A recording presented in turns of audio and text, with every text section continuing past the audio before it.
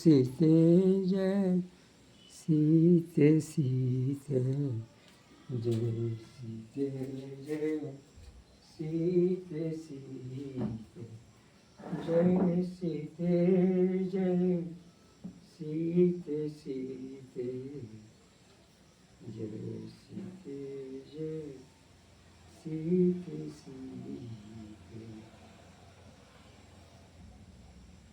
सबसे बड़ी तपस्या शीर्षक से मैं आपको एक कथा सुना रहा हूँ। सूफी संत बायजीद ने घर बार छोड़कर वर्षों तक वन में कठोर तपस्या की। जब उन्हें साधना का लक्ष्य प्राप्त हो गया तो उन्होंने घर जाकर अपनी माँ से मिलने का निश्चय किया। वे अपने घर के दरवाजे पर पहुँचे ही थे कि भीतर से उनकी माँ की आवाज़ सुनाई पड़ी, मेरे प्रभु, मेरे दुखी बेटे को सुख शांति देना, उसे संतों का आश्रय मिले और उसका जीवन तुझसे परिपूर्ण हो। बायजीद ने बाहर से आवाज़ लगाई, माँ देख, तेरा दुखी बेटा आ गया है। माँ दौड़ती हुई बाहर आई और बायजीद को गले से लगाकर बोली, बेटा तूने बहुत दिनों बाद मेरी खबर ली। देख, तेरी याद में रोते रोते मैं मौत के दरवाजे पर पहुंच गई हूँ।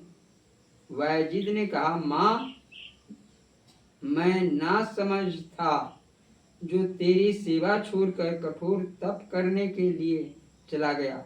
यदि मैंने तेरी ही सेवा की होती तो मुझे अपनी मंजिल आसानी से मिल जाती। अब मैं तेरे ही पास रहूंगा और हर तरह से तेरी सेवा करूंगा।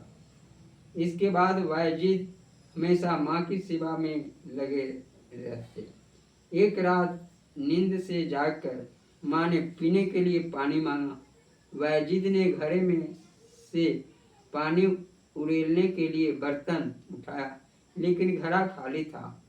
तब वे बर्तन लेकर नदी से पानी लाने के लिए चल पड़े।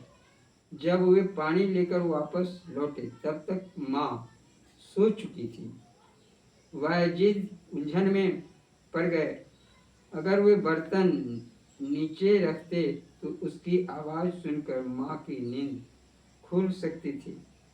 अतः वे पानी का बर्तन हाथ में लिए काफ़ी देर तक खड़े रहे। जब माँ की नींद खुली तो उन्होंने उन्हें पानी पिलाया।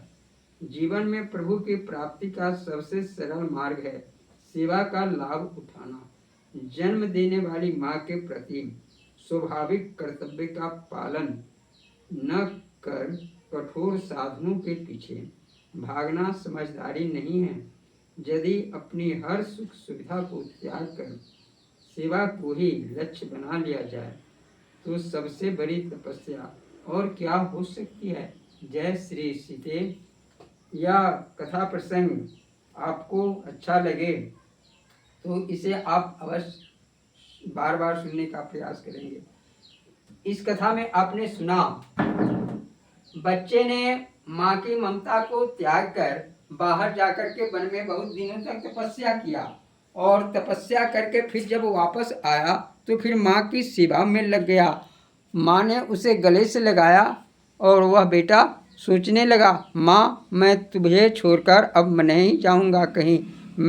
तुम ही मेरी माता पिता हो, तुम भगवान हो, तुम आदि शक्ति हो। माँ मैं अब तुम्हारे चरणों में ही अपना जीवन शेष बिताऊँगा। जय श्री सीते।